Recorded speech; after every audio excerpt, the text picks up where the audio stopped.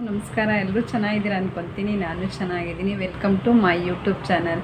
ಯಾರಾದರೂ ಹೊಸ್ದಾಗಿ ನನ್ನ ಚಾನಲ್ ನೋಡ್ತಾ ಇದ್ದರೆ ಸಬ್ಸ್ಕ್ರೈಬ್ ಮಾಡ್ಕೊಂಡು ನೋಡಿ ಪ್ಲೀಸ್. ಪಕ್ಕದಲ್ಲಿರೋ ಬೆಲ್ ಐಕಾನ್ ಒತ್ತಿದ್ರೆ ನಾನು ಹಾಕೋ ವೀಡಿಯೋಸ್ ನಿಮಗೆ ನೋಟಿಫಿಕೇಷನ್ ಬರುತ್ತೆ. ಏನು ಅಂತಂದರೆ ಇವತ್ತು ಒಂದು ಒಳ್ಳೆ ಮಾಹಿತಿ ತೊಗೊಂಬಂದಿದ್ದೀನಿ ನಿಮಗೆಲ್ಲ. ಈಗ ಹೊಸ್ದಾಗಿ ಯೂಟ್ಯೂಬ್ ಚಾನಲ್ ಮಾಡ್ತಿರ್ತೀರಲ್ವ, ಹಾಗಾಗಿ ಅವ್ರಿಗೆಲ್ಲ ಒಂದು ಟಿಪ್ಸ್ ಅಂತಲೇ ಹೇಳೋಕ್ಕೆ ಇಷ್ಟಪಡ್ತೀನಿ. ಇದೇನು ಅಂತಂದರೆ, ನಮ್ಮ ಫ್ರೆಂಡು ಒಬ್ಳಿಗೆ ಈ ಥರ ಮಾಡಿ ರಾಂಗ್ ಆಗಿರೋದ್ರಿಂದ ನಾನು ಈ ವಿಷಯ ನಿಮ್ಮ ಜೊತೆ ಶೇರ್ ಮಾಡ್ಕೊಬೇಕು ಅಂತೇಳಿ ನಾನು ಮಾಡ್ತಾಯಿದ್ದೀನಿ. ಈಗೆಲ್ಲ ಹೊಸ್ದಾಗಿ ಯೂಟ್ಯೂಬ್ ಮಾಡ್ತಿರ್ತಾರಲ್ವ, ಅವರೆಲ್ಲ ಪ್ರಾಬ್ಲಮ್ ಮಾಡ್ಕೋಬಾರ್ದು ಅನ್ನೋದಕ್ಕೋಸ್ಕರ ನಾನು ಈ ವಿಷಯನ ನಿಮ್ಮ ಜೊತೆ ಶೇರ್ ಮಾಡ್ತಾಯಿದ್ದೀನಿ.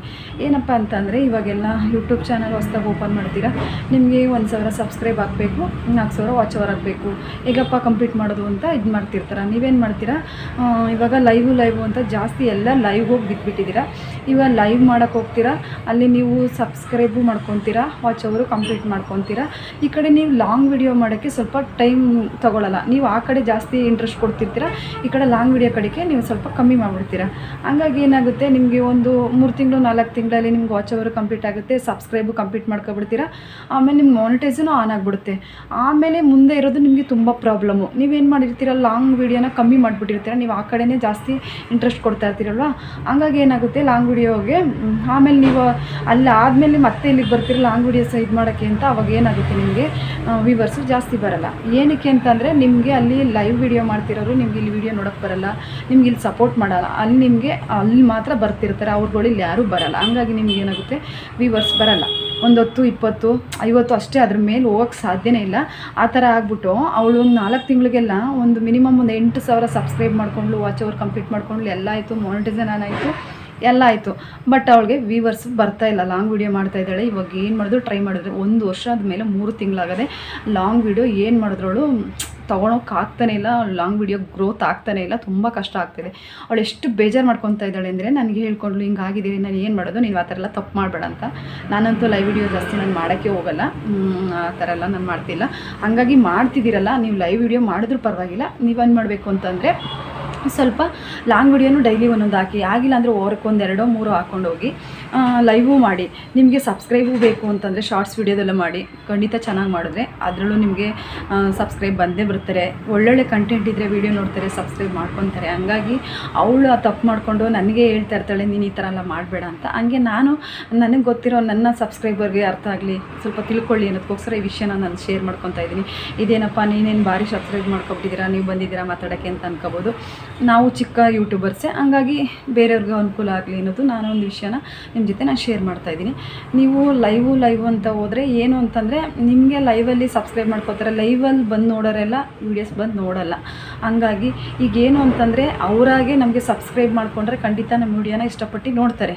ಈಗ ನಾವುಗಳು ಏನು ಮಾಡ್ತೀವಿ, ಕನೆಕ್ಟ್ ಆಗಿ ರಿಟರ್ನ್ ಮಾಡ್ತೀವಿ, ಹಂಗೆ ಅಂತ ಮಾಡ್ಕೊಂಡು ಬಂದರೆ ಅವ್ರು ಖಂಡಿತ ಯಾರೂ ನೋಡಲ್ಲ. ಮಾಡ್ಕೊತಾರೆ ಅಷ್ಟೇ, ಅವ್ರು ಮುಗೀತು, ಒಂದು ವೀಡಿಯೋ ನೋಡ್ತಾರೆ, ಇನ್ನು ಬರೋದೇ ಇಲ್ಲ ಅವರು. ಆ ಥರ ಮಾಡ್ಕೊಂಡ್ರೆ ನಮ್ಮ ವೀಡಿಯೋನು ಓಡಲ್ಲ, ನಮ್ಮ ಚಾನಲ್ಲು ಮುಂದೆ ಹೋಗೋಕ್ಕೆ ಸಾಧ್ಯನೇ ಇಲ್ಲ.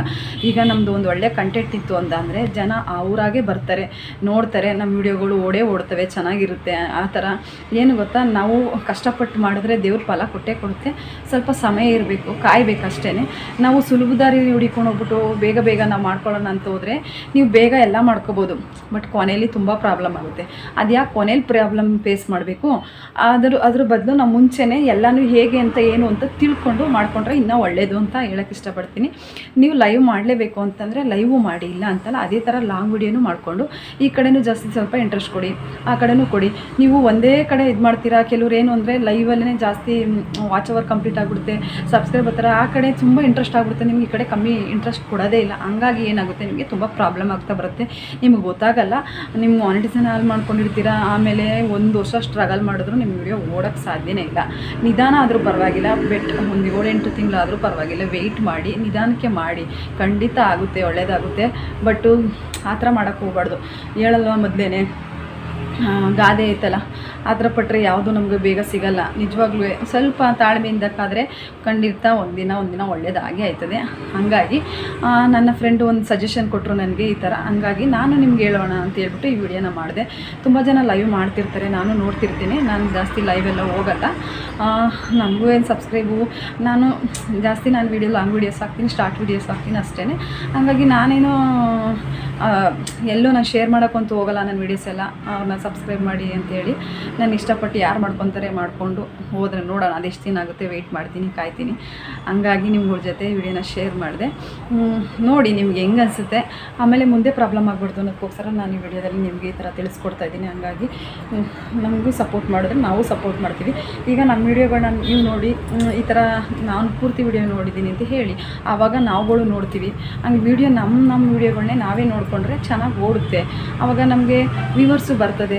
ಇವಾಗ ಏನು ಅಂತಂದರೆ ನಾವು ಒಂದು 10 ನಿಮಿಷ ವೀಡಿಯೋ ಹಾಕಿದ್ರೆ ಅಟ್ಲೀಸ್ಟ್ 5 ನಿಮಿಷ ವೀಡಿಯೋನಾದರೂ ನೋಡಿದ್ರೆ ನಮಗೆ ಒಂದು ಖುಷಿ ಸಿಗುತ್ತೆ, ವಾಚ್ ಅವರ್ ಕಂಪ್ಲೀಟ್ ಆಗುತ್ತೆ. ಇಲ್ಲೇ ಮಾಡ್ಕೋಬೋದು. ಬಟ್ ಏನು ಅಂದರೆ ಸ್ವಾರ್ಥ ಜಾಸ್ತಿ. ಜನ ಏನು ಮಾಡ್ತಾರೆ, ಬರ್ತಾರೆ, ಕ್ಲಿಕ್ ಮಾಡ್ತಾರೆ, ವೀಡಿಯೋನೇ ಪೂರ್ತಿ ನೋಡೋಲ್ಲ, ಅದರಲ್ಲಿ ಏನಿದೆ ಕಂಟೆಂಟು ಅಂತಲೇ ತಿಳ್ಕೊಳ್ಳಲ್ಲ. ಆಲ್ರೆಡಿ ಒಂದು ಕಮೆಂಟ್ ಹಾಕ್ಬಿಟ್ಟು ಹೋಗ್ಬಿಡ್ತಾರೆ.